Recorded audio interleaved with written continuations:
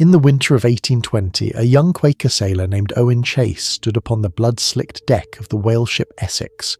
2,000 miles from the nearest landfall, watching something that no natural philosopher of his century could adequately explain. A sperm whale, fully 85 feet in length, deliberately ramming the hull of his vessel with what appeared to be calculated malice, a behaviour so unprecedented that when he would later testify to it, even those who had spent lifetimes pursuing these creatures would shake their heads in disbelief. What Chase could not have known, standing there in his salt-crusted clothes as the Pacific swells lifted and dropped the doomed vessel, was that the animal attacking his ship possessed a brain weighing approximately 17 pounds, the largest brain of any creature ever to exist on Earth, dwarfing even the prehistoric titans whose bones were only beginning to emerge from European hillsides, and within that enormous organ resided structures and capabilities that would not be scientifically documented for another 150 years. Neural architectures devoted to communication, spatial memory, and perhaps something that in humans we might dare to call contemplation. The sperm whale that destroyed the Essex carried in its massive head not merely the spermaceti oil that whalemen prized above all other substances, that liquid wax that would illuminate the parlours and streets of expanding cities, that would lubricate the delicate mechanisms of chronometers and industrial looms,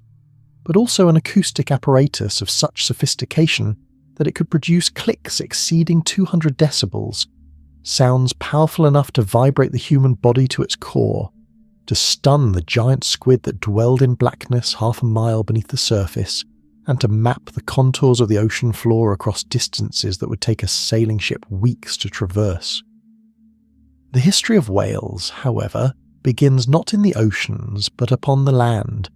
some 50 million years before Owen Chase's birth, in a world so alien to human experience that its very geography would be unrecognisable, when the landmass that would eventually fragment into the Indian subcontinent was still grinding northward into Asia, throwing up the infant Himalayas, and the ancestors of whales were not creatures of the deep but rather furry, four-legged mammals, about the size of modern wolves, prowling the margins of the ancient Tethys Sea in what is now Pakistan and India. These animals, which paleontologists would eventually name Pakicetus after painstaking reconstruction, from fragmentary fossils discovered in the 1970s and 1980s, possessed legs that ended in hoofed toes, ears that still function primarily for hearing in air, and teeth that mark them as members of the even-toed ungulates, making them distant cousins not to fish or sharks, but to hippopotamuses, pigs, camels and deer. The transformation from these land-dwelling hunters to the fully aquatic leviathans that would one day dominate every ocean required evolutionary modifications so profound that they encompassed nearly every system of the body.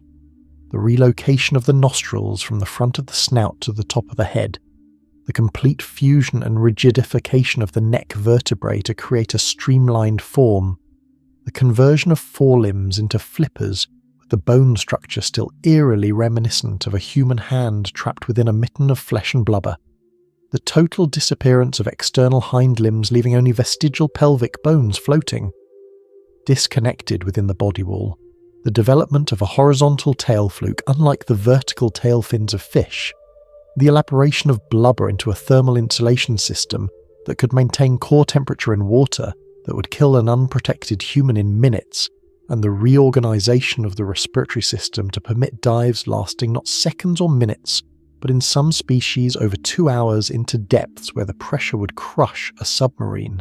This transformation did not occur in a single leap, but through a series of intermediate forms, each adapted to increasingly aquatic lifestyles. Creatures like Ambulocetus, the walking whale, which lived approximately 48 million years ago and likely resembled an enormous otter with a crocodilian head, capable of moving on land with a lumbering gait, but far more graceful in the shallow coastal waters where it ambushed prey. The fossil record, though fragmentary and frustratingly incomplete, preserves enough of these transitional species to trace the general trajectory. Rhodocetus, with its reduced pelvis and powerful tail, still possessed small but functional legs and likely gave birth on land as sea lions do today. Dorudon, from the late Eocene some 37 million years ago,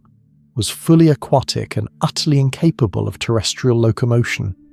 a sleek predator of the ancient seas with teeth still suited for grasping individual prey items rather than the filter-feeding apparatus that would later evolve in the Mysticetes lineage. By the time the first ice ages began to grip the planet,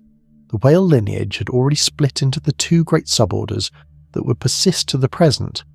the odontocetes, or toothed whales, including sperm whales, dolphins, porpoises, beaked whales, and orcas, and the Mysticetes,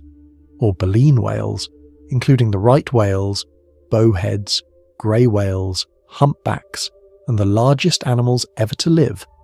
the blue whales and fin whales whose very existence seems to mock the physical constraints that govern terrestrial life. The baleen whales, despite their gentle reputation as filter feeders, represent one of evolution's most audacious experiments in gigantism,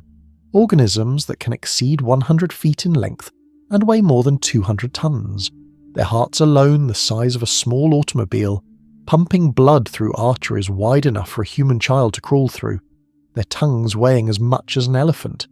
their daily food requirements measured in tons of krill or small fish strained from the water by the remarkable keratinous plates that hang from their upper jaws like the teeth of some enormous comb. These baleen plates, which grow continuously throughout the whale's life and fray into bristles on their inner edges, are composed of the same protein that forms human fingernails and hair, yet they enable a feeding strategy so efficient that it can sustain the largest bodies ever to evolve on Earth, bodies so massive that they could not exist on land where gravity would crush their own internal organs, bodies that required the buoyancy of seawater to achieve such stupendous dimensions. A blue whale, the largest of all, possesses a mouth that can engulf 90 tons of water and food in a single gulp, its throat grooves expanding like a pelican's pouch as it accelerates through a patch of krill, then contracts to force the water out between the baleen plates, trapping thousands upon thousands of the small crustaceans against the fringed inner surface, where the whale's tongue can scrape them back into the throat and swallow them in a continuous automatic process that during the rich Antarctic summer might see the animal consuming 4 tons of krill in a single day, building up the blubber reserves that will sustain it through the leaner months when it migrates to warmer waters to breed and calve. The existence of baleen whales in such enormous sizes, however, was not possible throughout most of Earth's history, but rather depended upon specific oceanographic conditions that only developed within the last few million years, particularly the establishment of powerful upwelling currents, carrying nutrients from the deep ocean to sunlit surface waters, where they could fuel explosive blooms of phytoplankton, which in turn supported vast swarms of krill and other zooplankton, creating areas of such concentrated food that filter feeding at gigantic size became not merely viable, but advantageous. The Antarctic Circumpolar Current, which today flows unimpeded around the frozen southern continent, only achieved its modern configuration after the Drake Passage opened between South America and Antarctica approximately 40 million years ago. But the full development of the rich Southern Ocean ecosystem that currently supports the majority of the world's great whales required the intensification of this current and the associated upwelling systems, processes linked to the gradual cooling of global climate and the establishment of permanent ice caps in Antarctica roughly 34 million years ago. Before these oceanographic changes, the ancestors of baleen whales were considerably smaller, and the fossil record suggests that gigantism in the Mysticetes is a relatively recent phenomenon in geological terms, with truly enormous species not appearing until the Pliocene epoch less than 5 million years ago, meaning that the blue whale's tenure as the largest animal ever to exist spans a period orders of magnitude shorter than the reign of the dinosaurs or the dominance of trilobites in Paleozoic seas. The toothed whales, by contrast, pursued a different evolutionary strategy, retaining the grasping teeth of their ancestors, but elaborating them for specialized purposes. the sperm whale's uniform peg-like teeth in its narrow lower jaw, fitting into sockets in the upper jaw, and used not for chewing but for gripping the slippery bodies of deep-sea squid. The orca's interlocking conical teeth capable of tearing apart prey, as large as other whales. The narwhal's extraordinary left canine tooth that develops in males into a spiralling tusk up to 10 feet long, bursting through the upper lip and creating one of nature's most bizarre structures, an organ dense with nerve endings and likely used for sensing water temperature and pressure, or perhaps in male-male competition during mating season. The toothed whales also evolved the remarkable ability known as echolocation, producing rapid series of clicks and listening to the returning echoes to build a sonic image of their environment, a sense so acute that a bottlenose dolphin can detect a steel ball bearing the size of an orange from the length of a football field, can distinguish between objects that differ in composition or structure, can apparently perceive the internal anatomy of other animals, including the human body, detecting pregnancy or illness through the differential reflection of sound waves from tissues of varying density. This biological sonar system requires neural processing power of extraordinary sophistication, and the brains of dolphins and toothed whales exhibit a degree of folding and cortical elaboration that rivals or in some measures exceeds that of primates, with brain-to-body size ratios that place them among the most encephalized animals on the planet, second only to humans, and possibly exceeding our own ratios in some smaller dolphin species. The sperm whale, largest of the toothed whales and the largest toothed predator ever to exist, represents perhaps the most extreme adaptation to deep diving among all marine mammals, an animal capable of descending to depths exceeding 6,000 feet, holding its breath for 90 minutes or more, hunting in absolute darkness, where the pressure reaches hundreds of atmospheres, and where the giant squid and colossal squid that form the bulk of its diet wage their desperate battles to avoid becoming meals for the only predator large and capable enough to pursue them into the abyss. The physiology that permits such dives involves a cascade of adaptations, the ability to collapse the lungs completely, avoiding nitrogen absorption that causes the bends in human divers, a blood chemistry with far higher concentrations of oxygen-binding hemoglobin and muscle tissues packed with myoglobin that turns the flesh almost black, a heart rate that can slow from 30 beats per minute at the surface to as few as 3 or 4 beats per minute during the deepest portions of a dive, a circulatory system that can selectively restrict blood flow to non-essential organs while maintaining supply to the brain and heart, and the enormous spermaceti organ itself, that vast reservoir of oil filling the whale's rectangular head, which may function in controlling buoyancy by altering the temperature and thus the density of the spermaceti, or may serve as an acoustic lens focusing the clicks used in echolocation, or quite possibly both, along with additional functions that remain mysterious despite decades of study on stranded specimens and the few animals that died during early attempts at scientific tagging. The mystery of the spermaceti organ and its function consumed the attention of whalemen long before scientists took an interest. For this substance represented the pinnacle of commercial whaling's ambition, a product so superior to ordinary whale oil that it commanded prices several times higher and was reserved for the finest applications. The purest candles, which burned brighter and cleaner than tallow or ordinary oil, the most delicate lubricants for watches, navigational instruments, and later for industrial machinery, and eventually for applications as diverse as cosmetics, pharmaceuticals, and automatic transmission fluid. A large bull sperm whale might contain 2,000 gallons of spermaceti, and the processing of this substance aboard the whale ships of the 19th century involved a procedure both disgusting and dangerous, as men climbed into the opened case of the whale's head,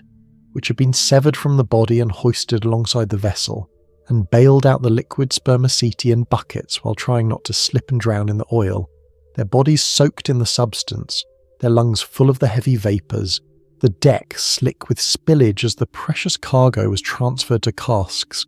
This industrial process, replicated on hundreds of whale ships operating across all the world's oceans, represented humanity's first truly global extractive industry, predating the petroleum boom by decades and creating economic networks that linked the Arctic and Antarctic to the financial markets of New Bedford, Nantucket, London, and Amsterdam, transforming whale products into commodities as fungible and valuable as precious metals or tea or tobacco. The scale of industrial whaling, however, remained constrained by technological limitations until the middle of the 19th century, when a Norwegian sealer named Sven Foyn developed the exploding harpoon and the steam-powered catcher boat, innovations that suddenly made it possible to hunt the faster rorqual whales, the blues, fins, seas and minkers, that had previously been able to outswim rowing boats and that sank when killed, unlike the right whales and bowheads whose high blubber content kept their carcasses afloat.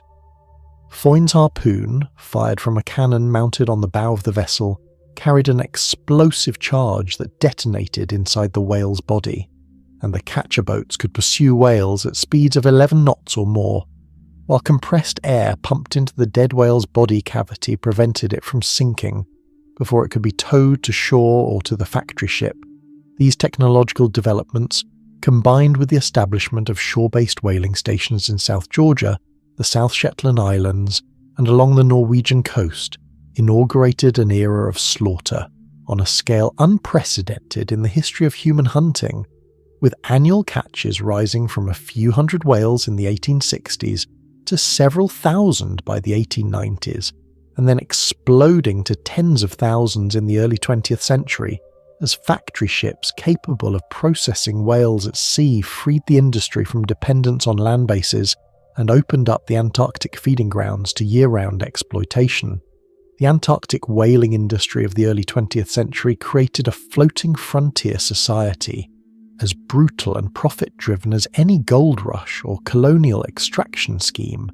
with Norwegian, British, Japanese, German, Soviet and other national fleets competing to maximise catches before the stock collapsed, operating in a sea so cold and rough that men died regularly from exposure, drowning or industrial accidents, processing whales around the clock during the brief southern summer when the animals concentrated in these waters to feed. The factory ships of this era, which by the 1930s could exceed 20,000 tons displacement and process a 100-foot blue whale in less than an hour, represented marvels of industrial engineering, floating abattoirs equipped with steam winches capable of hauling multi-ton carcasses up stern slipways, flensing decks where teams of men wielding long-handled knives stripped the blubber in a continuous spiral, pressure cookers that rendered the blubber into oil and the meat and bones into meal, and refrigeration systems that could freeze thousands of tons of meat for markets in Japan and Europe. The men who worked these ships came from fishing communities and maritime traditions around the North Atlantic and North Pacific, Norwegians and Scots and Basques who had hunted whales for generations alongside Japanese whalers whose ancestors had pursued the Western Pacific grey whales and right whales, but also economic migrants fleeing poverty or seeking adventure, signing contracts that bound them to seasons in the Antarctic that could stretch to 9 or 10 months, confined to vessels that reeked of blood and oil, where the work was dangerous and exhausting, and the pay depended on the catch, creating incentives for everyone aboard to support the most aggressive possible hunting, regardless of long-term consequences. The consequences, of course, were catastrophic for the whales. With populations that had evolved over millions of years driven to the brink of extinction in mere decades, the blue whales of the Antarctic, which before whaling numbered perhaps 250,000 individuals, were reduced to fewer than 1,000 by the time international protection was finally granted in 1966, and the current population, despite more than half a century of protection, remains at perhaps 3% of pre-whaling levels, somewhere between 5,000 and 15,000 animals scattered across the entire Southern Ocean. Their recovery slowed by factors that may include the removal, during the whaling era, of so many large adults that the remaining population lacked the social structures necessary to maintain traditional feeding and breeding grounds, or perhaps by by the difficulty of finding mates across the vast empty expanses of the ocean when the population density had fallen below some critical threshold. The fin whales and sei whales suffered similar depletions, though their greater initial abundance and wider distribution allowed some populations to persist in reasonable numbers, while the humpback whales, whose coastal habits made them vulnerable to earlier shore-based whaling, had already been reduced to small remnant populations before the Antarctic industrial whaling era truly began, and their recovery, though more successful than that of the blue whales, has been uneven, with some breeding populations rebounding to near pre-whaling levels, while others remain critically endangered. The North Atlantic right whale, hunted to near extinction by Basque whalers operating from small boats as early as the 16th century, never recovered despite nearly a century of legal protection, and currently numbers fewer than 400 individuals, with ship strikes and entanglement in fishing gear killing enough animals each year that the population may actually be declining, sliding toward an extinction that no international agreement or recovery program has yet managed to prevent. The very concept of whale populations and their management as resources emerged from the disastrous overexploitation of the early 20th century, when even the whaling companies could see that catches were declining and that without some form of regulation the industry would destroy itself by eliminating its own resource base, leading to the first international agreements on whaling limits in the 1930s, and eventually to the establishment of the International Whaling Commission in 1946. These early regulatory efforts, however, were undermined by competing national interests, by imperfect scientific knowledge of whale population dynamics and biology, by inadequate enforcement mechanisms, and perhaps most fundamentally by the difficulty of managing a resource that moved freely across international boundaries and spent most of its life in waters beyond any national jurisdiction. The high seas that were, and to some extent remain, a common subject to exploitation by anyone with the capability to reach them.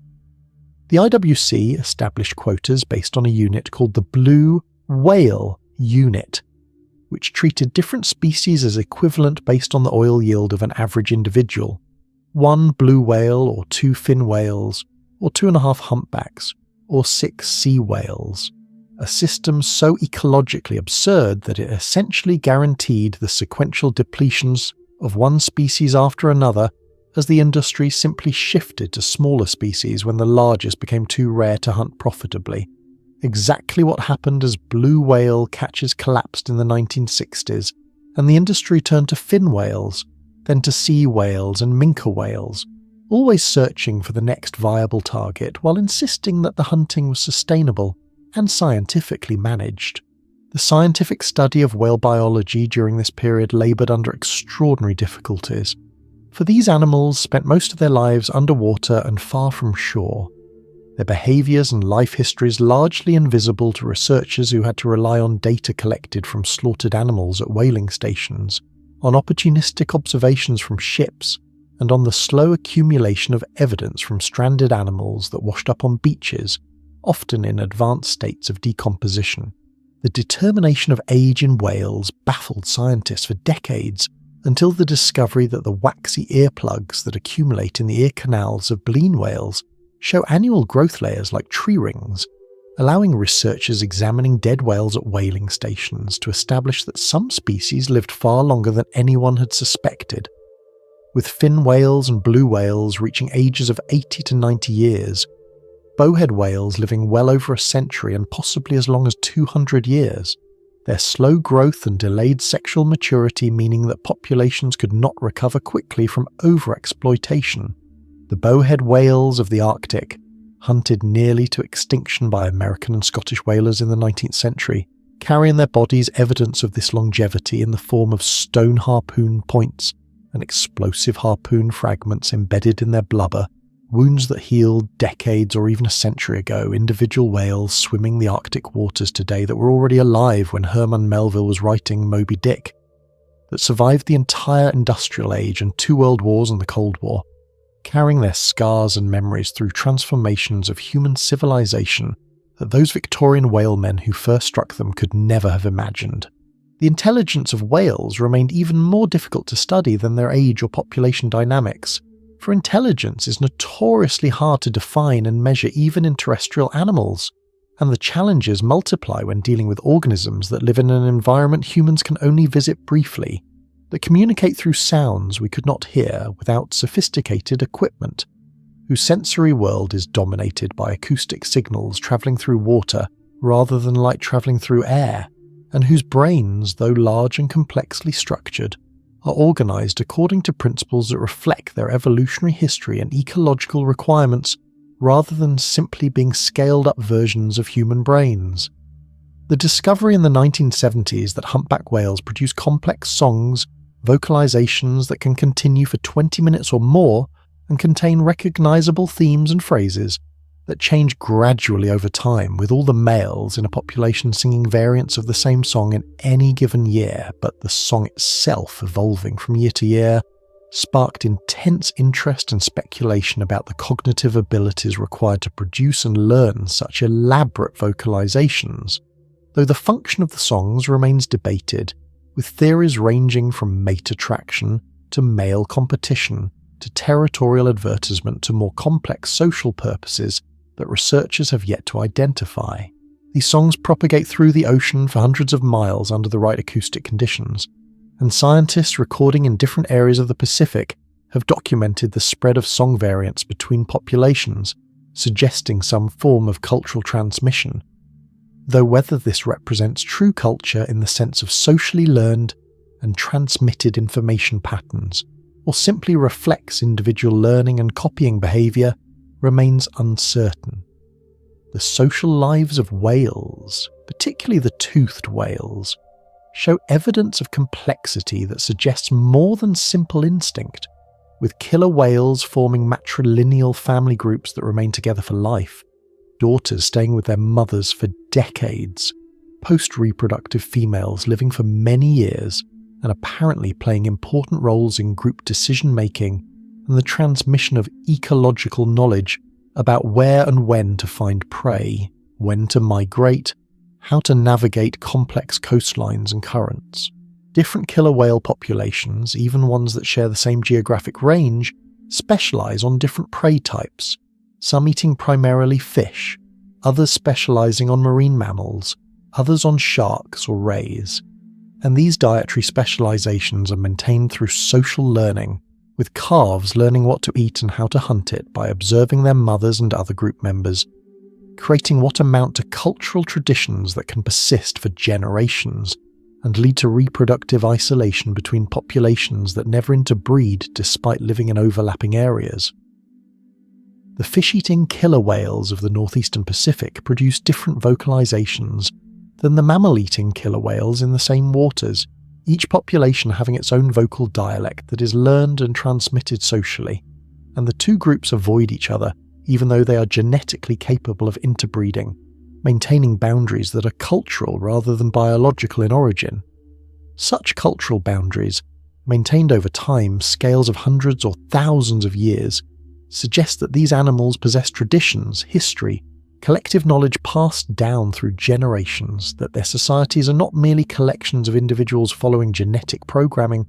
but communities with learned behaviours and shared information that define group identity. The migration patterns of whales, those vast annual movements that can span entire ocean basins,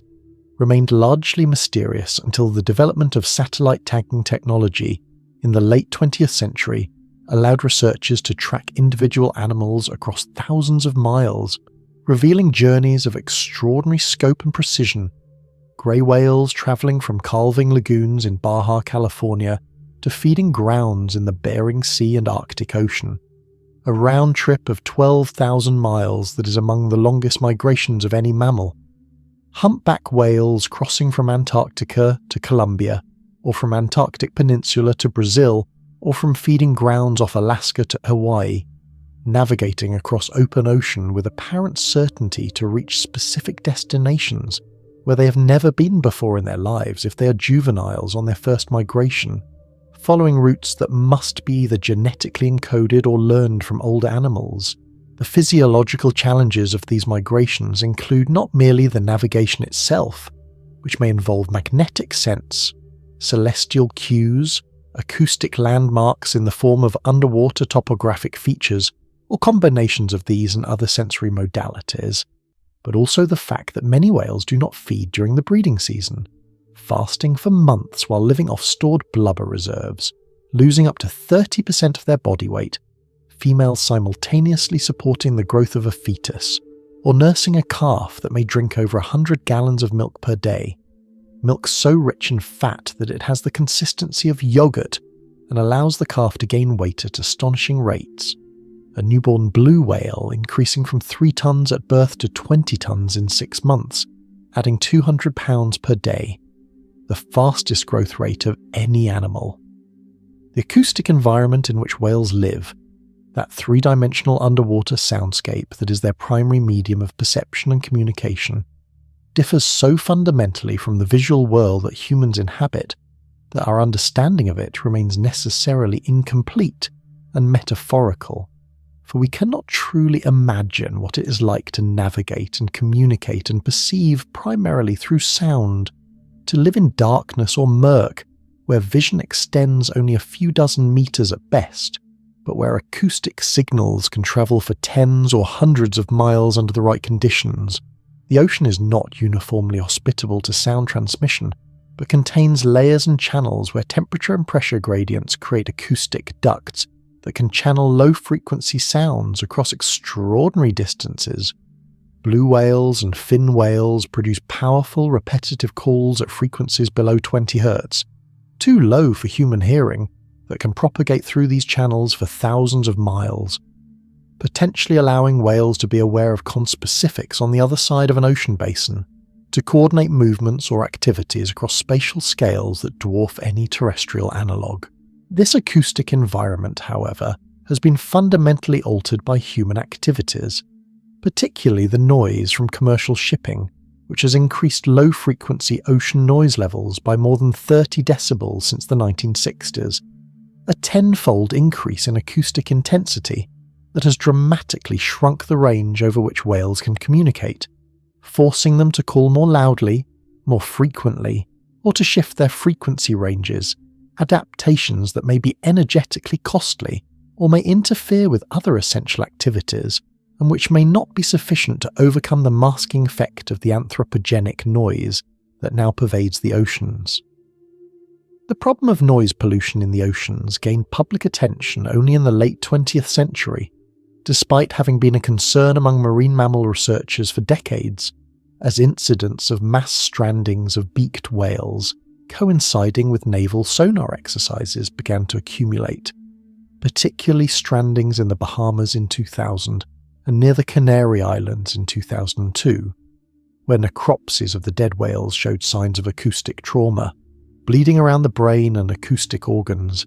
evidence that intense sound exposure had caused hemorrhaging that led to disorientation, stranding, and death.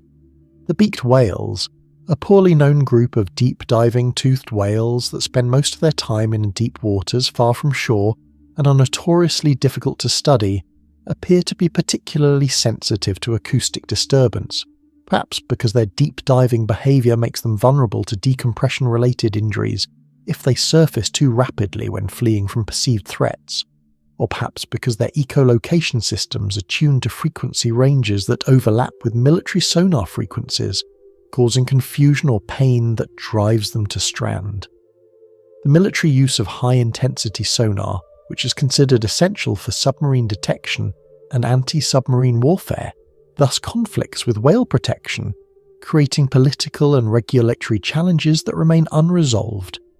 with environmental regulations in some countries requiring naval exercises to avoid certain areas or seasons, but with military authorities resistant to constraints that they argue compromise national security. Beyond sonar, the ocean environment faces other human-caused threats that impinge on whales in ways both obvious and subtle. Ship strikes killing unknown numbers of large whales each year, particularly in areas where shipping lanes cross migration routes or feeding areas. The massive container ships and tankers that now dominate maritime commerce, travelling at speeds that give whales little time to react and possessing underwater hull forms that can strike a whale without the crew even being aware of the collision, though the whale is left with massive trauma broken spine, severed tailstock, injuries that kill quickly or slowly depending on their location and severity. The entanglement of whales in fishing gear, particularly the vertical ropes connecting crab and lobster pots to surface buoys, kills and injures large numbers of whales, especially along the east coast of North America where right whale habitat overlaps with intensive fisheries, the whales becoming wrapped in lines that cut into their flesh, becoming embedded as the animal grows and the rope sinks deeper into the blubber, creating chronic infections restricting movement, sometimes anchoring the whale to heavy gear on the bottom so that it cannot surface to breathe and drowns, or dragging that gear for months or years, the energetic cost of the increased drag causing the animal to slowly starve even as it continues to swim, a death that can take a year or more, invisible to human observers until the emaciated carcass finally washes ashore or is spotted floating at sea. The contamination of the oceans with persistent pollutants, particularly the industrial chemicals like PCBs and flame retardants and pesticides that bioaccumulate in fatty tissues, affects whales at the top of food chains with particular severity, as the compounds concentrate in their blubber-reaching levels thousands of times higher than in the surrounding water, stored in what should be an energy reserve but has become a toxic repository that can compromise immune function, interfere with reproduction, disrupt endocrine systems in ways both documented and suspected. The orcas of the northeastern Pacific, some of the most contaminated marine mammals ever measured, carry PCB concentrations in their blubber that would classify their bodies as toxic waste, requiring special disposal procedures if they were to die and wash ashore. Levels so high that researchers have linked them to reproductive failure and population decline in some populations, though disentangling the effects of contaminants from other stressors like prey depletion remains methodologically challenging. These pollutants, though they were banned decades ago in most industrialized countries, persist in the environment with half-lives measured in decades, and they continue to cycle through food webs, entering at the level of plankton and fish, and concentrating as they move up trophic levels, ultimately accumulating in the tissues of the apex predators, a toxic legacy of industrial processes that seemed at the time to pose no problem because the chemicals were discharged into vastness of the ocean where they would be diluted to insignificance,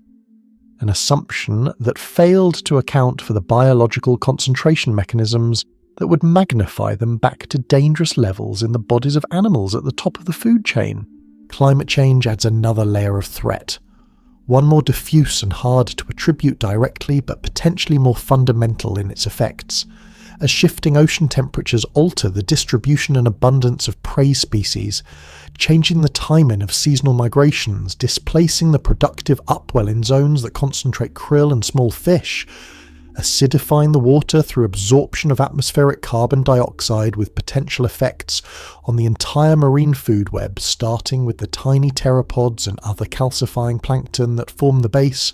warming the Arctic and reducing sea ice cover with complex and poorly understood implications for bowhead whales and the entire Arctic ecosystem.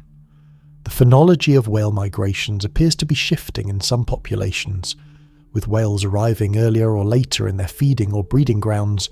potentially creating mismatches with peak prey abundance if the timing of plankton blooms and krill swarms shifts differently than the timing of whale migrations,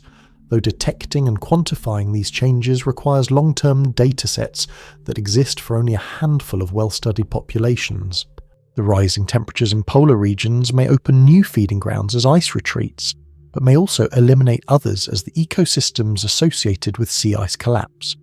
And the complexity of these interacting changes defeats simple predictions about whether the net effect will be positive or negative for any given population, creating uncertainty that complicates conservation planning and management decisions that must be made despite incomplete information. The conservation status of whales in the early 21st century presents a mixed picture, with some populations having recovered substantially from the lows of the whaling era, while others remain critically endangered or continue to decline. The differences reflecting variations in the intensity of historical exploitation in the biological characteristics of different species, including their reproductive rates and age at maturity, in the extent to which their habitats have been degraded or remain relatively pristine, and in the ongoing threats they face from human activities. The humpback whales of the western North Atlantic, reduced to a few hundred individuals by the 1950s, have increased to over 20,000 animals. A conservation success story that reflects decades of protection, combined with the species' relatively fast reproductive rate and adaptability to changing conditions. Though even this recovery is geographically uneven, with some breeding populations having fared better than others. The grey whales of the eastern North Pacific, which migrate along the California coast,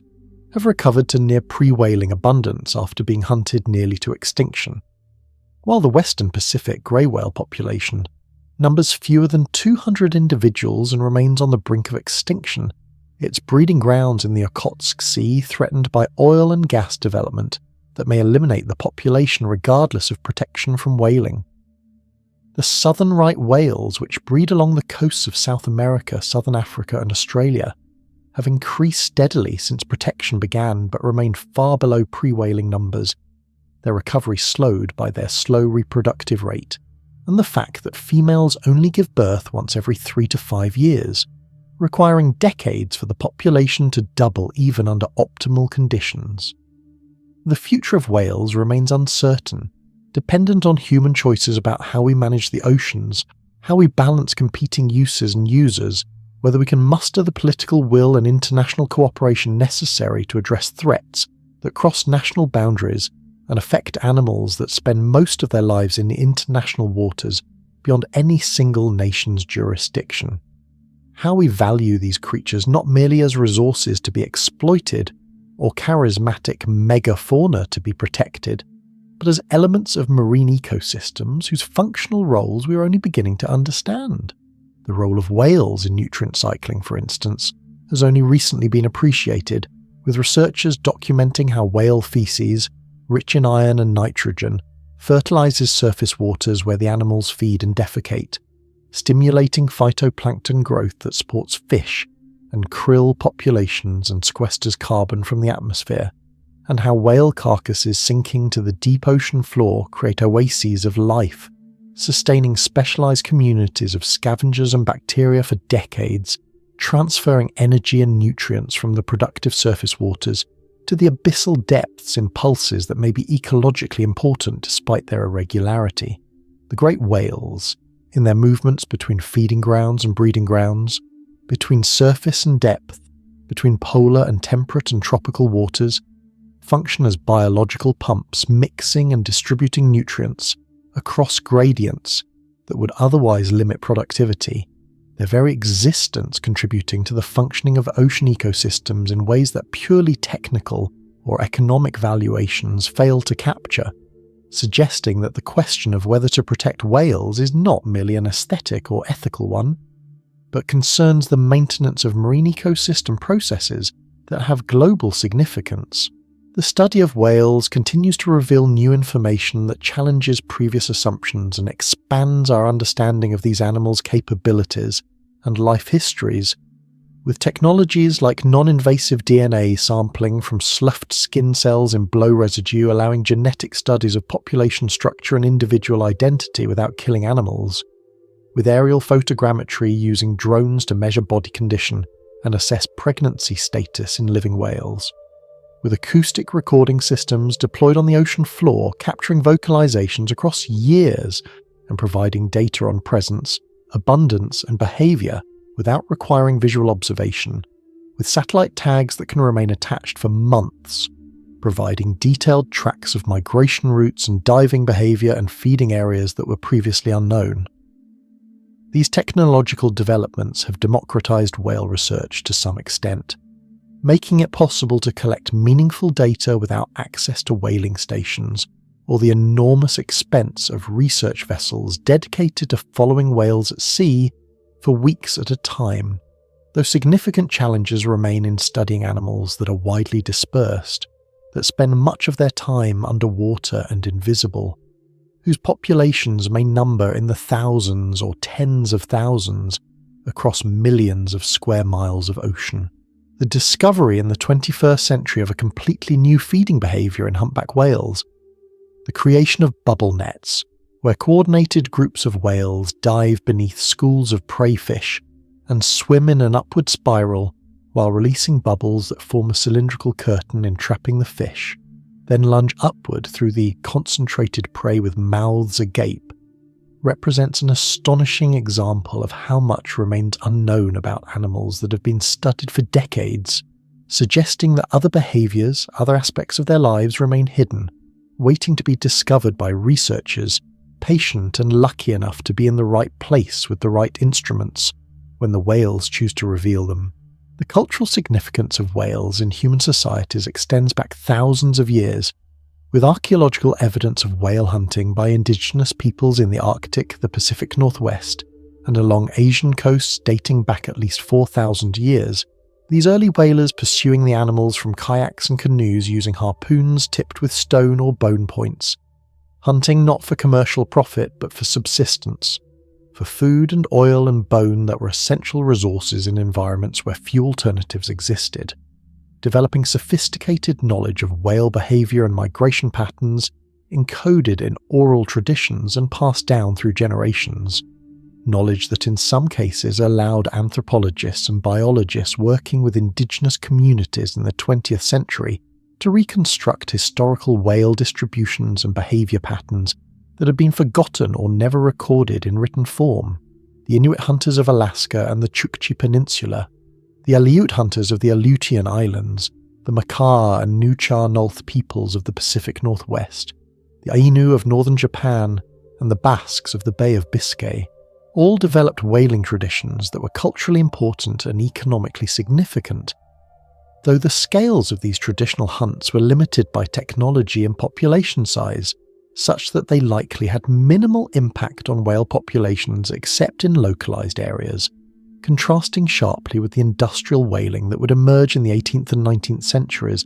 and transform whale hunting from a subsistence and local commercial activity into a globalised industry capable of driving species to the brink of extinction within a few decades. The literature and mythology of whales intertwines with this history of exploitation and study, from the biblical story of Jonah swallowed by a great fish that later traditions identified as a whale, to the medieval bestiaries that depicted whales as islands on which unwary sailors would land only to be drowned when the creature dove, to Melville's Moby-Dick, which remains the most extensive fictional treatment of whaling and whales ever written, an encyclopedic novel that interweaves narrative with cetology and philosophy and economic history, drawing on Melville's own experience aboard whale ships and his extensive reading in the whaling literature of his time, creating a text that operates simultaneously as adventure story, meditation on obsession and revenge, critique of industrial capitalism, and genuine attempt to understand these animals that had become so economically important, yet remained so mysterious in their essential nature. The white whale of Melville's novel, though fictional, was inspired by actual accounts of aggressive sperm whales, particularly a whale known as Moby-Dick, who reportedly survived encounters with numerous whaling ships in the waters off Chile in the 1830s and 1840s, attacking boats and evading capture, becoming legendary among whalemen as both a prize target and a dangerous adversary. The extent to which these accounts reflect genuine individual whales with learned aggressive behaviour versus the collective myth-making of men seeking to explain their failures and losses remains debatable. But the historical record does contain multiple verified instances of sperm whales attacking and sinking whaling vessels, the Essex being merely the most famous, suggesting that at least some individual whales did learn to identify whaling boats as threats, and to respond with preemptive violence rather than flight. The transition from viewing whales primarily as resources to be exploited to seeing them as subjects worthy of protection and study represents a significant shift in cultural attitudes that occurred primarily in the second half of the 20th century, driven by factors including the obvious decline of whale populations making continued exploitation economically and morally questionable, the rise of environmental consciousness, and the modern conservation movement. The influence of popular media, including documentary films and books that portrayed whales as intelligent and threatened. The complete replacement of whale products by petroleum and synthetic alternatives, eliminating most economic incentives for continued whaling, and perhaps a more diffuse sense that industrial civilization had already lost too much of the natural world, and that whales represented something worth saving before it was too late. The transformation of whaling from an economically important industry to a marginal activity continued only by a handful of countries, and justified primarily by appeals to tradition and cultural sovereignty occurred with remarkable speed. With commercial whaling essentially ending in most of the world by the 1980s, after the International Whaling Commission voted for a moratorium that took effect in 1986. Though Norway, Iceland and Japan continued whaling under various justifications, including scientific research permits that critics argued were transparent fig leaves for commercial operations. The debates over whaling that have continued within the IWC and in international diplomacy more broadly often centre on questions of sovereignty and cultural rights versus universal conservation obligations, with pro-whaling nations arguing that opponents are imposing their values on cultures with long whaling traditions and that sustainable harvest of recovered populations is both possible and legitimate, while conservation advocates argue that the status of many populations remains uncertain, that whales face multiple cumulative threats beyond direct hunting, and that the precautionary principle demands continued protection until we can be confident that resumption of hunting would not trigger renewed declines. The question of whether whales should be hunted, even at levels that might be biologically sustainable, increasingly becomes not merely a scientific or economic question, but an ethical and philosophical one, touching on issues of animal rights, the moral status of highly intelligent and social animals, the intrinsic value of species and individuals beyond their utility to humans, and the kind of relationship we want to have with the non-human world in an era when human impacts pervade every ecosystem on the planet. The recognition that whales likely possess some form of consciousness, self-awareness, and perhaps even something approaching what we might call culture or society, complicates the ethical calculation, for these characteristics have traditionally been cited as relevant to moral status, as qualities that make individuals subjects of a life with interests and experiences that matter morally, and that generate obligations on the part of moral agents not to cause unnecessary suffering or death. Whether whales possess these characteristics to a degree that should grant them moral consideration comparable to that we extend to humans remains disputed, with the difficulty of interpreting their behaviour and internal states, allowing for widely varying conclusions depending on one's methodological assumptions and ethical framework. But the accumulating evidence of complex cognition, elaborate social bonds, cultural transmission of information, and sophisticated communication systems has shifted the burden of proof, making it increasingly difficult to dismiss whales as mere animals operating on instinct and lacking morally relevant inner lives. The phenomenon of whale watching, which emerged as a significant economic activity in the late 20th century, represents a different kind of human relationship with whales, one based on observation rather than extraction, on experiencing these animals in their natural environment rather than reducing them to products, though this activity too has impacts including disturbance to feeding and resting behaviour, acoustic pollution from boat engines, risk of collisions, and the potential for habituation to human presence to make whales more vulnerable to other threats. The economics of whale watching now exceeds the value of the remaining whaling industries by orders of magnitude, with millions of people each year paying to take boat trips or shore-based tours in hopes of seeing whales in locations from Alaska to Argentina, from Australia to Iceland, generating revenue that provides economic incentives for conservation and creates political constituencies that support protective measures, though whether this commercialization of whale observation ultimately serves the interests of the whales themselves, or merely replaces one form of exploitation with another less immediately lethal but potentially more pervasive remains an open question. The tourism industry's dependence on whales creates motivation to maintain healthy populations in areas where whale watching operates, but it also creates incentives to manage whales as attractions, to maintain them in accessible locations, potentially to habituate them to human presence in ways that may not serve their long-term interests, raising questions about whether even non-consumptive use ultimately reduces wild animals to resources valued for human purposes rather than respecting them as independent beings with their own lives and ends. The whales themselves continue their ancient patterns largely indifferent to these human debates and economic calculations, migrating through ocean basins, diving into depths, singing their songs, raising their calves, living according to rhythms established over millions of years of evolution, though now doing so in an ocean transformed by human presence in ways both visible and invisible,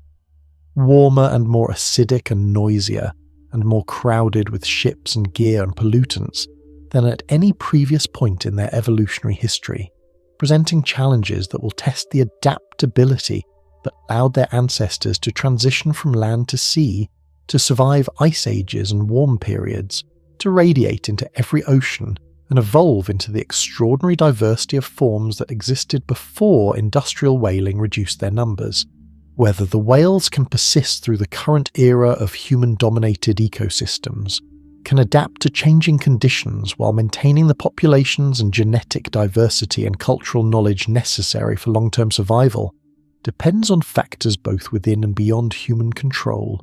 on our willingness to modify our activities to reduce impacts, on the resilience of marine ecosystems to absorb the changes already underway,